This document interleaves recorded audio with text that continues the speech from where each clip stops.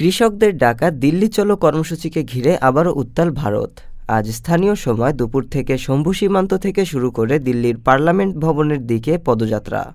হরিয়ানার আম্বালায় বড় জামায়াত নিষিদ্ধ করতে জারি করা হয়েছে ১৪৪ ধারা। কৃষকদের এই কর্মসূচিকে ঘিরে আইনশৃঙ্খলা পরিস্থিতি নিয়ন্ত্রণে জারি করা হয়েছে ১৪৪ ধারা। হরিয়ানার আম্বালা জেলার বেশ কিছু এলাকায় সোমবার পর্যন্ত বন্ধ থাকবে ইন্টারনেট ও মোবাইল পরিষেবা।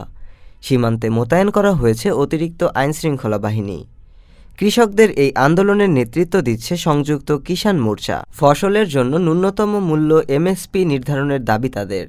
এছাড়া ঋণ মওকুফ, শ্রমিকদের জন্য পেনশন, বিদ্যুতের মূল্যবৃদ্ধি না করা, পুলিশের মামলা প্রত্যাহার এবং সহিংসতার শিকার কৃষকদের ন্যায় বিচার নিশ্চিতের দাবি জানিয়েছেন আন্দোলনকারীরা।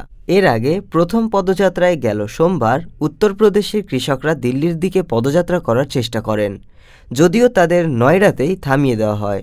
ওই পদযাত্রার কারণে দুই সীমান্তেই তৈরি হয় ব্যাপক যানজট।